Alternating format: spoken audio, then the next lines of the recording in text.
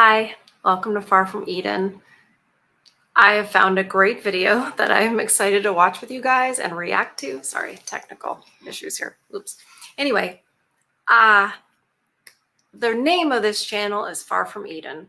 And the reason is because in the beginning, there was Adam and Eve. And it was perfect. The garden was perfect. They had everything they could ever need. There was no suffering, nothing bad, nothing wrong, everything they could ever want, and nothing bad. But it wasn't good enough. It wasn't good enough for Eve. She wanted that fruit, the one thing she couldn't have, because she wanted the knowledge of good and evil. She wanted to be like God. And she tricked Adam into eating it too. The point is that it wasn't good enough for Eve. I often say, if the garden and perfection and what God had given her wasn't good enough for her, what makes you think you can make her happy? And I mean, look around. It's actually true in this day and age. It's not good. I don't think it's good for women to see, luxury and wealth and compare themselves to other things. It's not the best. It causes some coveting and things like that, rather than focusing on what we have and being grateful for what we have. Having said that, I found a video, came across my feed. This man that I don't know, I haven't researched. I want to go in not knowing anything. I want to go in fresh. He has 5 eternal truths about women. So without further ado, let's see what he has to say. I have a feeling it's probably not going to be the biggest compliments, but right now that's all we do is compliment everything women do and tear down everything about masculinity. And look where it's gotten us. Did you guys see the Olympics opening ceremony? I didn't watch it, and I won't, but I've seen enough. And this is where we are. The lack of masculinity and everybody calling it toxic. So, 5 eternal truths about women. Let me make sure I'm all the way at the beginning. Okay. Hopefully we don't have any technical issues. No jinxies. All right. What's up, my brothers? So in this video, I want to provide you 5 very, very useful tips, which will help you understand women and female nature a little bit better. These are all going to be evergreen. These will be true 100 years from now, and they would have been true 100 or even 1,000 years back in time. All right. So the first one is, number 1, is women aren't sugar and spice and all things nice. As a kid growing up, nursery rhymes, stories, everything that we heard, even if it was on television, there was always some underlying theme, and the language is even used I'm so sorry. a lot in Wi-Fi. England, from my dad's side of the family, where they would say sugar and spice and all things nice. And women. My dad is also from England, and I also was raised with sugar and spice and all things nice. And the boys were like snails and something in snails and puppy dog tails. It wasn't good. It wasn't good. And I knew that as a child. Imagine you're 5 years old and you're already, pro-woman and anti-man as a little girl. Aren't sugar and spice and all things nice. I'm going to offer a slightly different angle on it. And again, this has been true for a long time and will continue to be true well in the future. Women have some very uncomfortable behaviors and truths, and the way that they respond to men really turn off a lot of guys, if I'm being honest. There's a lot of guys in the Evo psych space that when they write a book and they publish it, they often preface it with like, look, I'm going to tell you some stuff in this book that's really going to rattle your cage. And the first thing that you got to get out of your head as a guy is women aren't sugar and spice and all things nice. A friend of mine once said, if you're handling a gun, you've got to treat all guns as loaded. When you take a firearm course, it's probably one of the first things that they teach you in a firearm safety course is you don't want to point a gun at anybody. You want to handle everything all the time as dangerous. And that's kind of how you have to deal with women. It's an unfortunate consequence of their nature and their sexual strategy, because their strategy competes with our strategy, which I'll explain in a few more of these other points. But at the end of the day, They aren't to be worshipped. They aren't to be put up on a pedestal. They will No. always be protected, and they will always be preferred by strong, virtuous, heterosexual men with high testosterone levels, because beautiful women are valuable. They've been valuable throughout history. In wars, tribes would go and destroy other tribes and villages and burn them down. The only thing that they would keep would be the women and children. Men would be put into slavery. Young boys would either be recruited into legions. Any number of things would happen, but the truth of the matter is, women have always been protected and preserved throughout history. They are always a protected sex. That doesn't mean that you. Exactly. So these women saying that we have been oppressed, that women have been oppressed for centuries, that men have just wanted to possess us and all the rest. I'm not saying that we've always been treated well. They may not have been so gentle with the women they kept, but at the same time, the women were certainly prioritized over the men. So this idea that women's studies pushes, and movies and everything else, culture in Western society, that men are so evil and horrible, and it's just a lie. It's a lie. It's verifiable. It's exactly what he's saying. It's something that we all know.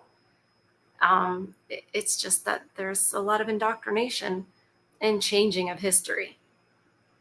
You should put them up on a pedestal and worship them, and the whole sugar and spice and all things nice narrative needs to die. Treat all guns as loaded. It's always fun to play with a loaded gun. I'd rather play with a loaded gun than one with blanks or one that's unloaded. Of course, you do it safely and in a range, and you've been properly trained, and you've got the licenses, and you know what the hell you're doing. It's kind of the same thing with women, but there's no women's safety course. There's firearm safety courses, but there's no women's safety courses. Guys will march into marriage and wife up the first girl that touches their pee-pee, but they don't have a full understanding and comprehension of what they're getting into, what family law entails, and what the potential outcomes can be, and how detrimental they can be to their financial health, wealth, and even their own personal mindset. So again, a lot of the stuff I talk about in multiple videos on my channel and the Unplugged Alpha podcast and the Ladies Night podcast, you can go check those out. They're linked in the description below. All right, the second timeless truth here, which again is true for thousands of years into the past and will be true well into the future, is all women have skeletons in their closet. Some women have graveyards. Now, this is actually a little soundbite from a stand-up comedy back in the 80s. I can't remember if it was Eddie Murphy Delirious or Rob, but I'm pretty sure it's Eddie Murphy. But he was telling a story. And the older I get, the more this becomes true. When you're a young teenager watching a stand-up comedy like this and you're laughing and you're falling off the couch and you're crying so hard because it's so funny, you don't actually comprehend the gravity of that statement. All women have skeletons in their closet. Some women have graveyards. Now, the only time it's not true, when they're young, when they haven't been promiscuous, when they haven't been the village bicycle, they haven't dated, When they've had multiple sclerosis and they've lived under a rock. haven't got any notches under their belt. That's the only time that that's really not true. The thing being, though, is because with women, their value is based on their purity, and they inherently know this. They don't want their value to be based on their purity. They don't want their value to be based on their beauty. You'll see this a lot of the times when I'm doing podcasts on Ladies Night. Women will try to convince me and my co-host Moff that they should be admired for their business acumen, for their degrees framed in mahogany on the wall. They should be admired for their home and the IKEA furniture they have, and their dog collection, all that sort of stuff. And it's just not true. There's no man in history that's ever looked at a woman's degree framed in mahogany and been like, oh, look at that degree. That's a hot degree framed in mahogany. Like, look at the way that thing walks. And women really do think that. They really think that it matters, that their degree matters, and that it's about bringing that to the table and money to the table. And there may be some men out there that think that, but generally not the type of men he's talking about. That's not historically what women have been valued for. And when he's talking about purity, yeah, modern women do not want that to be calculated because it's not in their favor. But it's interesting because they're so like, oh, it doesn't matter, and we have value based on something else. But if that's true, then why are you upset about being asked about your body count? Why, it wouldn't matter. You would just say it and you would just be open, but they're still weird about it. and they still don't want to be called a 304 and things like that. When back in the day, if you called a woman a name like that, then it was a huge insult. And it was, it was not something you wanted to be called. Well, if purity is not a big deal amongst women, then that wouldn't be an insult to call them a 304. And if you're not familiar with what a 304 is, type 304 in a calculator and turn it upside down. It's a garden implement with an E at the end, I think. Yeah. Okay. Sorry. Sunday. My brain's tired. Away and it sort of shakes away. We don't do that. We don't ultimately care that much at the end of the day. So what ends up happening is as women sort of navigate, they try to suppress and hide their activity out there with guys because they inherently know that activity isn't good for them and ends up lowering their value on the sexual marketplace. So what ends up happening is they start to accumulate skeletons in the closet. Okay. Skeletons could be something simple as they racked up 10 notches and they tell you it's only 4. Skeletons could be something like they had a threesome in Europe when they were traveling with their friends and cousins and stuff like that, and they deny it, but it did happen. An entire graveyard, well, you can add all of those up and multiply it by about 5 or 10 is entirely possible. They do exist. So you have to understand every single chick that you deal with that's an adult that has been with a guy or guys in the past, they are going to deceive you and they're not going to tell you the entire story. They all have skeletons in the closet and some have an entire graveyard. Understand that. All right, let's deal with number 3. This is a line that annoys me to no end. What's good for the goose is good for the gander. You see this all the time. Just the other day, I had one of these podcast clips show up in my Twitter timeline, now X, whatever the hell you want to call it. And the podcast clip is some attractive girl wearing almost nothing with giant, she's got really bad arthritis. You know what I'm saying? So she's that kind of gal. And she's sitting there in the microphone talking to the host. And she's like, I want to have 4 husbands or 3 husbands or something like that. And the host is like, okay, tell me more. Talk to the camera and tell me your batshit crazy story, basically. So she proceeds to sing like a canary. Well, if guys can do it, then gals can do it too. And, I want to have one guy that's going to treat me really well. And I want one guy that's going to love me. And I want one guy that's going to provide for me financially. And I want one guy that's going to be my husband that's also going to rearrange my insides in the bedroom, basically, some version of that. And it's like, that doesn't work. What's good for the goose is not always good for the gander. Men and women are not the same. They like to use this narrative because men are promiscuous. They generally have a much more promiscuous past than women. Not always, but generally, especially if they're attractive. And they're only the ones who can. There's a few. There's so many men. Most men don't have those options. I'm sure this gentleman knows that. But I think what he's saying that if they have the options, they'll take them, they'll exercise those options. It used to be the women that were the gatekeepers of that. And so men couldn't go around and be promiscuous like that because women weren't going to do that. Women used to hold each other accountable because we didn't want to make it so easy for the men to be promiscuous because then they'd never want to get married, right? So we would hold other women accountable. So women didn't want to be like that because we wanted there to be husbands out there. Women used to help hold society together by holding other women accountable and maintaining purity. And that helped the men also be that way. It doesn't seem like that's the case anymore. And yes, what he's saying is that woman, obviously, I think she's telling a fib, basically saying, one man for this and one man for this and one man for this. She thinks she's making a point. And these women think they're making a point when they want to be like men and do what the men do. And it's funny because one second they'll say what the men are doing is wrong and then say, well, we should be able to do it too. Women used to be like, we want to be good. We want to be pure. We want to be good. There used to be mothers. There used to be wives. There used to be, grandmas who were sweet and wore aprons. and read stories. And that's nowhere to be found anymore because they're all trying to be men with this idea of what men get to have and what men get to do, as if it's so wonderful to be a man. It's not. You know about the woman who thought it was great to be a man, so she lived as a man. Well, she didn't live much longer after that. She ended herself. It was so terrible. It's not better for them. They are treated as disposable.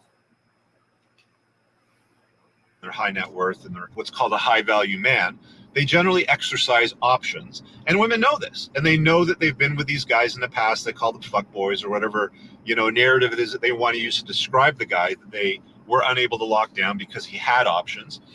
And they understand that guys exercise these options and they want to replicate it. It's like, well, if guys can have multiple wives, like if they're polygynous and they can have a whole bunch of wives, why can't women do it? If Muslim men can have 4 wives, why can't women do it?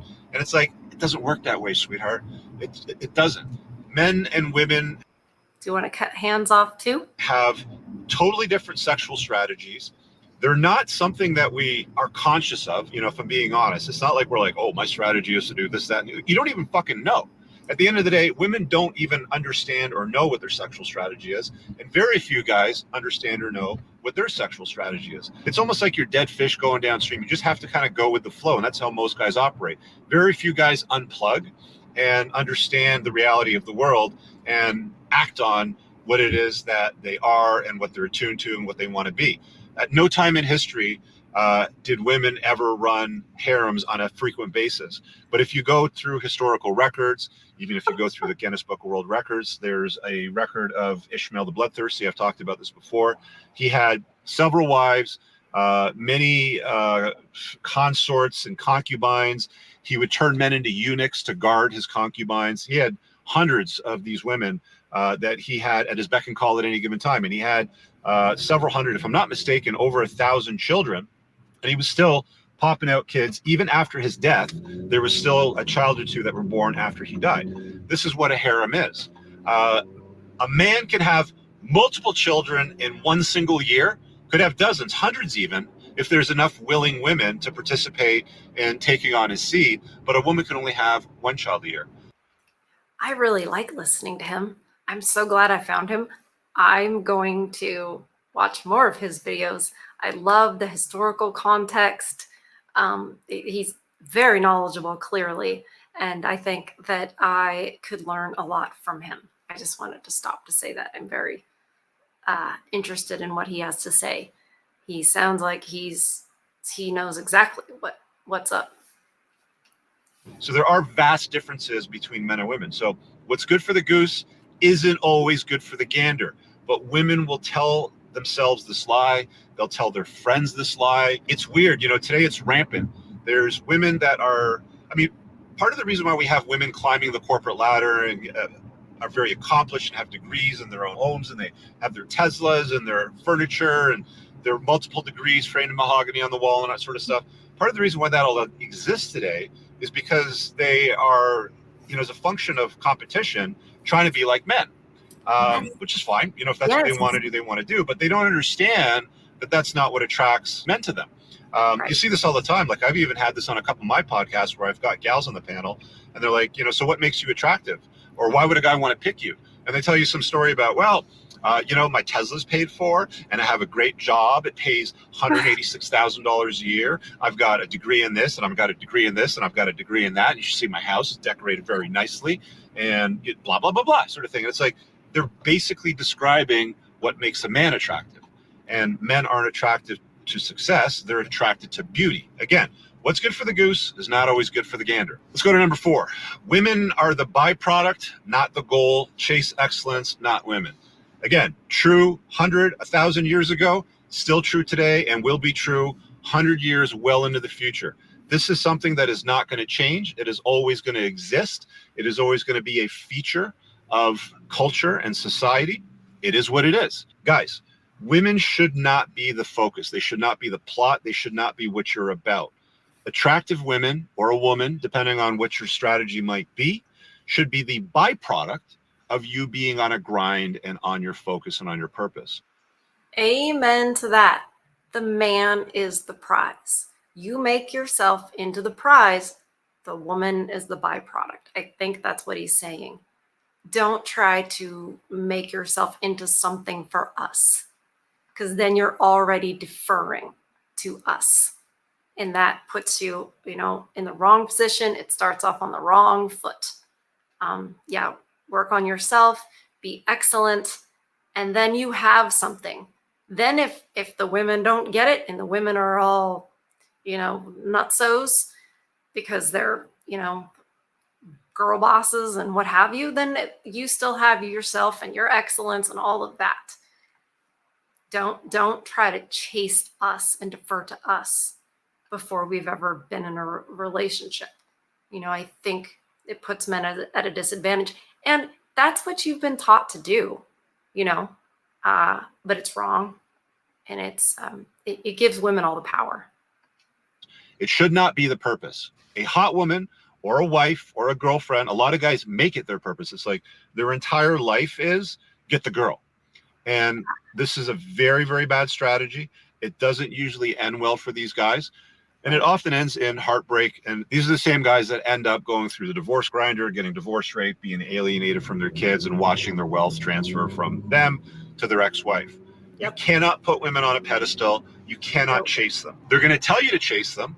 A lot of women out there will dispense advice to guys. And I'll be honest with you, I've seen the advice they're given. It sucks. If you want to catch a fish, you ask a fisherman how to catch a fish. You don't ask the fish how to catch the fish. This is the equivalent of women giving advice on dating and how to find women or how to get women interested in you. Don't do that.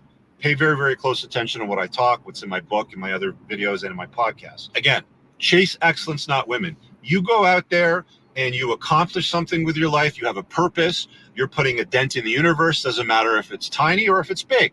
Doesn't matter if you're doing something of small significance or you're Jeff Bezos and you've created Amazon. You're one of the wealthiest people in the world. Doesn't matter.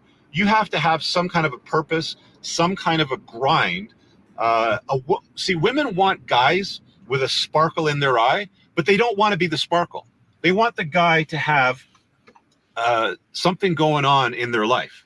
They want the guy to be on some kind of a grind. And by the way, women will test you and they'll try to say, oh, you work too many hours or why you're working so many hours. We don't need you. Like, why don't you spend more time with me? Da, da, da, da. It's like, you have to be like, babe, I love you.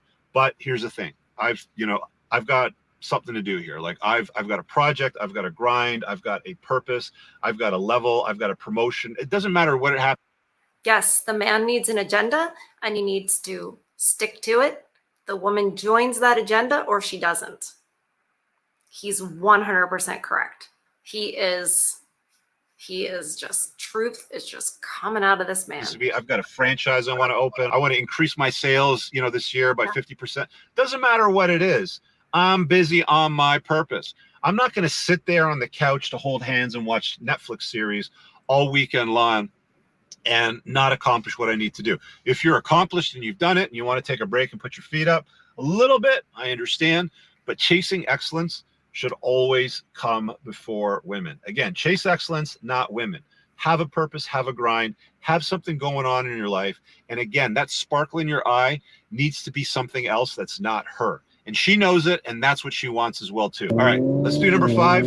And it's quite simply, all women are hypergamous. You might have heard this term before. I've mentioned it several times. All that means, and this is true, again, 2,000 years ago, throughout history, for being fully honest, for all these things too, women have always been hypergamous. It is a feature of their sexual strategy, and it is a requirement of them to be hypergamous to get what they want out of life, because if they weren't, it would probably spell certain doom or death for them, or could have spelled doom or death for them and their kids had they chosen unwisely. You need to understand that what women want is a guy that is a giant. They want to look up to a guy that's a winner. They want to look at a guy that can solve problems. They want to be with a man that just gets it. They don't want to be some guy that's like, oh, I got a flat tire. What do I do? Do we call your dad or do we call? Oh my gosh, he's so right now, talking about wanting a man who solves problems. Yeah, absolutely. A man who solves problems, has a plan, sticks to it, doesn't waver. You know, even when she tries to argue or this, that, or the other, boom. I'm not saying he never listens. I'm not saying he doesn't, you know, understand that she has a point of view. But what he's saying, I don't know, should we call your dad? Yeah, don't want that. Do not want that. He is so right. CAA, they want a guy that knows how to change a freaking flat tire. They don't want to have to explain it to them, and they sure as fuck don't want to have to change a tire for them. I had this gal on a ladies' night once, and she told me this story about how she was so disgusted and despised this guy because he got a flat tire. She was with him, and he didn't know how to change it. And because she was a daddy's girl, and daddy showed her how to do something like change a flat tire, she knew how to remedy that problem. She never saw that guy again because she had to go and, you know, man up and do the work for this nerd. It's incredibly important that women have a guy that they can look up to. You need to be that guy. You need to understand that you have to go out there and do the work. Like I say, chase excellence, not women. Understand all of these features about female nature. They're not bugs. They're features that ensure survival. And these features of their behavior, you have to understand, are there. They exist so that she can ensure that her lineage, that her DNA, that her babies are going to, you know, go off into the future and survive, right? You and I sitting here right now only exist because of our ancestors and the choices that they made. We're only here because of that. There's lots and lots of men and women out there, mostly guys, you know, for being honest, that never pass on their seed, that never leave a legacy behind because they weren't chosen. And if you want to be chosen, and here's a key thing, by the way, men compete and women choose. Understand that. I read this post the other day. I think it was Reddit. Somebody sent it to me. And this guy was bitching and complaining about dating sucks. I hate that you have to be so performative. Why do I have to compete? You know, there's other guys out there that are richer. They drive, you know, nicer cars than me, you know, all this sort of stuff. And I hate that I have to compete. Why can't women just love me for who I am? And that's like getting in a freaking Prius and being like, why doesn't it do the quarter mile in 10 seconds flat? They just aren't built that way. Same thing with women. They aren't going to love you for just who you are. Your mom might. Even then, there's some reservations, but your mom might. Your dog will. You want a female that'll love you unconditionally? Get a female dog. She'll always be there by your side, never judge you, and always be happy to see you when you come home. But women aren't like that. Women are hypergamous. I remember when I was first told that women don't love. Oh boy, I argued and argued and argued. And then it was explained to me that love is sacrificial and that women will really only jump in front of a bus for their children. And then later I started watching how women treat their children. And really, I don't know if that's true. And it's really sad. But you know, I couldn't make a good argument against it. So what we can do is we can respect, we can appreciate, we can submit, we can cooperate, we can do those things. So I hate that what he's saying is so true in a way, and hypergamy has run amok. There's no need for all of this hypergamy that women are choosing to do now. We used to, in this Western culture, we used to get married and stay married to that person, not then once we're married start looking elsewhere. There used to be, I don't know, but we just didn't do that. We didn't allow the hypergamy, you know, we didn't set it loose. And now that there's no social shame, there's no, I mean, they've removed the biblical, you know, they've tried to remove the biblical truths in society. So women are just being hypergamous in dating and even in marriage. Women who are married, with multiple children for over a decade or more, and they get divorced and think they're going to find, someone even more wonderful that listens to them and whatever their, fantasy is. They will literally be hypergamous for some fantasy that the dude doesn't even exist yet. They throw their husband away. They destroy their children's lives because now mom and dad are separate. And mom's out there, milfing or trying to, and then finds out that, there's people aren't looking to wife that up. But yeah, they will be hypergamous for like a phantom. It doesn't exist. That they, they watch too much TikTok or something and believe that, there is something more out there than their marriage, than their man.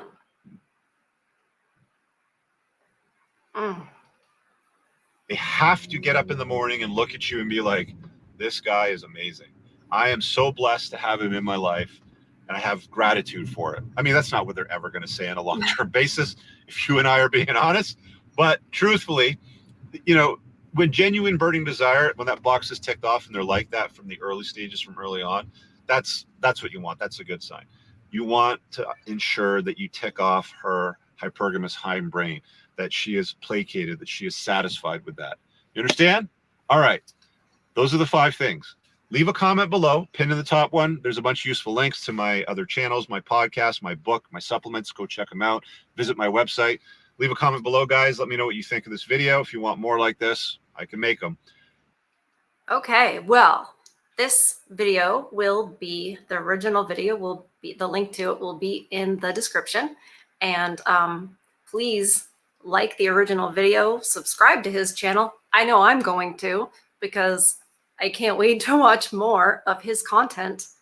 He's on point for sure. And I want to know more. I'm so grateful that came across my feed.